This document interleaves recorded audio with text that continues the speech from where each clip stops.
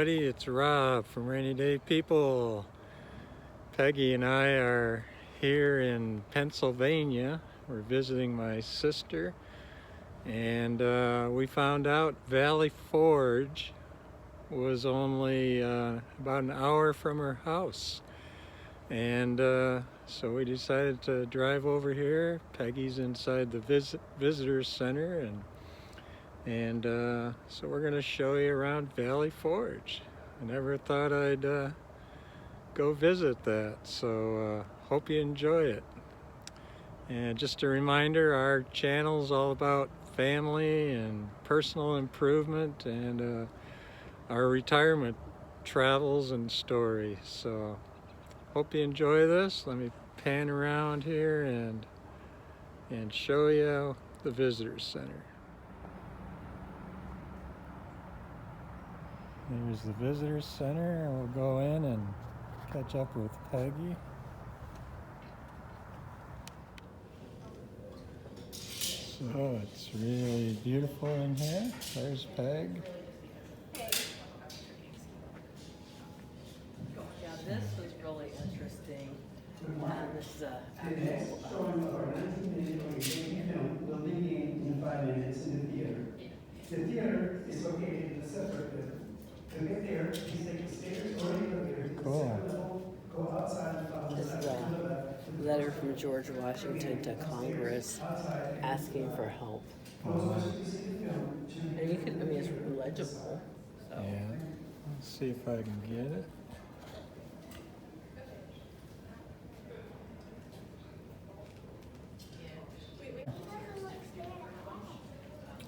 And I forgot to bring my passport for the national parks and things, so they have a place where you can stamp stickers to put in your passport.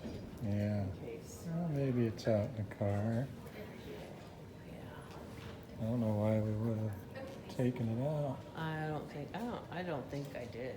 There's General Washington. Can't remember the name of his horse. Probably says up here. Trigger.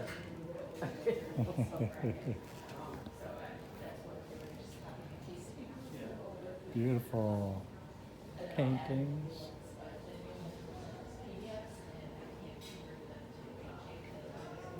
It's free. It doesn't cost anything to come here. And there's 30-40 miles of hiking trails in the park or whatever it's called here. National Historic Site. We're going to go watch a video in about a half hour.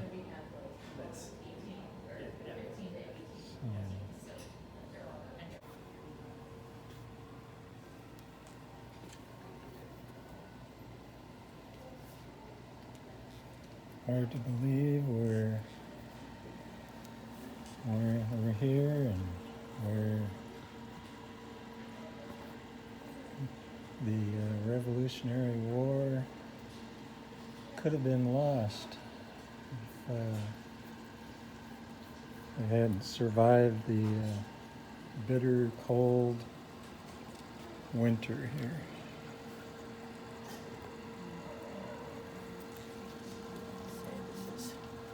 This is off of 3,000 calories a day. That's what they had to eat. Yeah, and that was at the good time.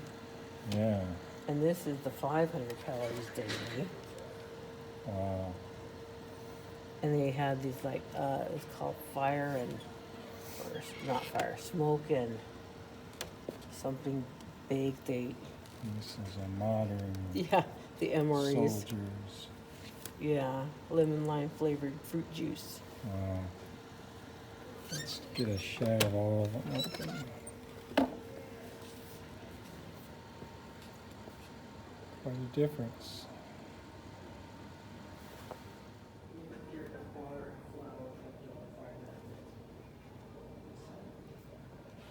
Like in most wars, A lot of the soldiers die from disease more than bullets or bombs.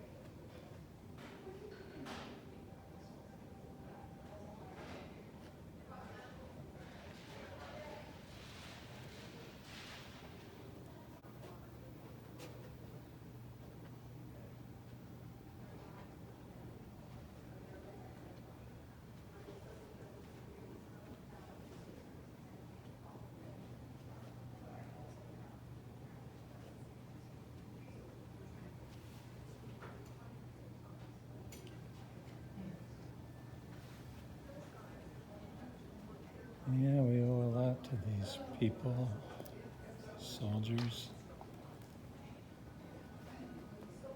We would have been British if not for all these brave people.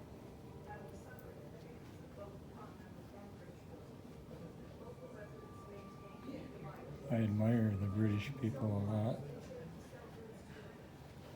but we're fortunate to have all of our freedoms that the rest of the world doesn't enjoy because of these people.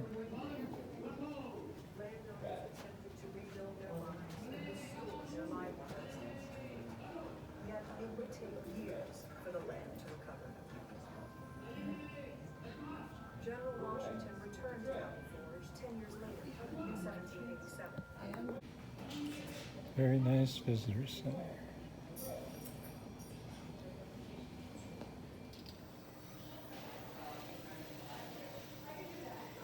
Remettez les baguettes en salut. Return, rammer.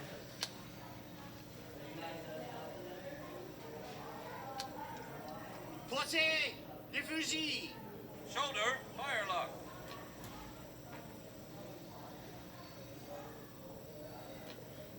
Ho, le fusil. Poise, firelock.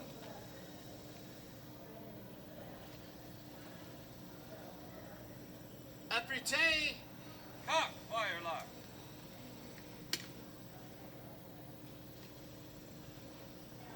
On joue.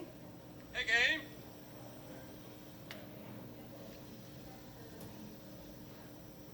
Feu. Fire. Well, we're outside the visitor center. We're walking over to the theater to watch a little video. Very nice here.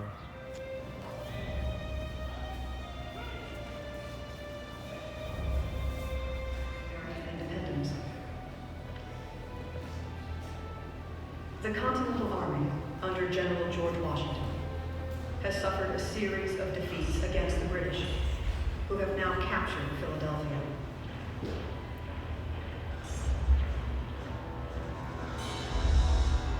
Washington seeks a strong defensive location where he can regroup and retrain his weary army, defend vital farmland, and monitor the enemy only 20 miles away. He must also protect Congress and the Pennsylvania government, who have fled west to central Pennsylvania. General Washington chooses the best strategic location for a winter encampment, Valley Forge. The Continental Army's survival is uncertain. Valley Forge is the place where their endurance and perseverance will determine the fate of the Army. We just watched the video, 19-minute video. They show what happened here at Valley Forge, and it was very nice, huh, Peg? Yeah. Yeah. That was like, I remember reading about it and seeing, illustrations of the soldiers who didn't have shoes and the freezing conditions, and it just was the film was really, really good. Yeah. Found out that Valley Forge is considered the birthplace of American military, and when they finally left here to go battle the British, there were about 14,000 soldiers here, and over 2,000 of the soldiers died during that harsh winter from disease. Yeah. So, But in the first month, they were at Valley Forge. They constructed 1,200 cabins had fireplaces, and so they had some comfort. Some comfort, yeah. We're walking up to the headquarters, Washington's headquarters, and there's some other, what did he say, what else was up here? There's some barracks. Barracks. Yeah, we're up here, they've got some nice replicas of the barracks, of the log huts they made up here. And we're up on a hill, so it's always good in battles, wars, to have the high ground. Over here it talks about the location. I thought, oh, like you were talking about, that's why this location. Yeah, very nice. Let's go look at the huts. Yep. A lot of school groups come out here. Kids that live out here have a lot of history they can take advantage of.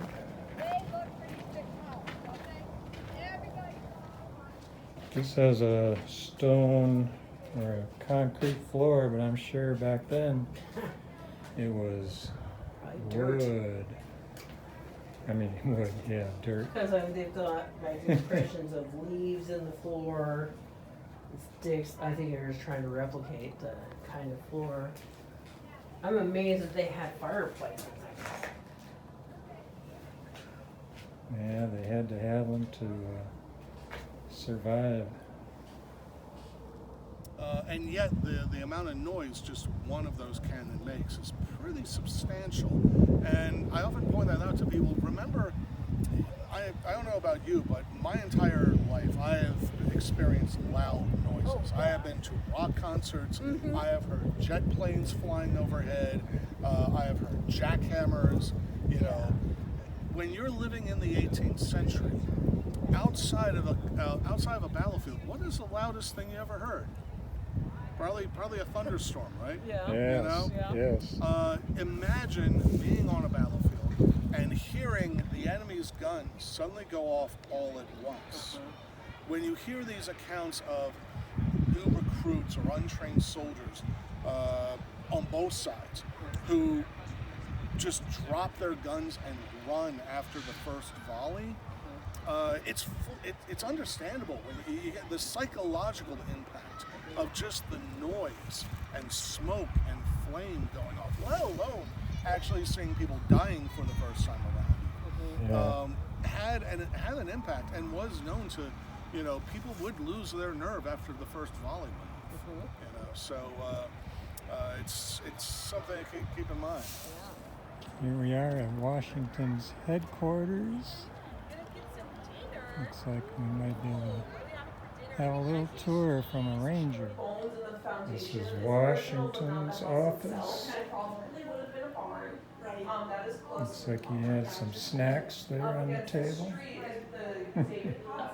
Well, Washington had a pretty nice bedroom.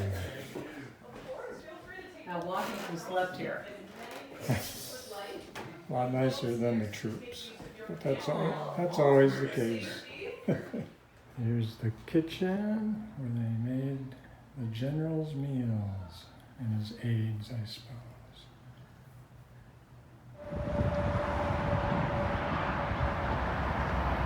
Hey everybody. Hey.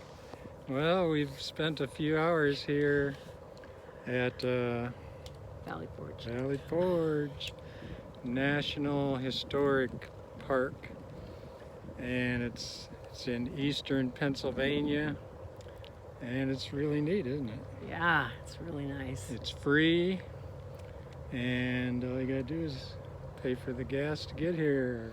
Well, we love you guys, and what do you got to say, Peg?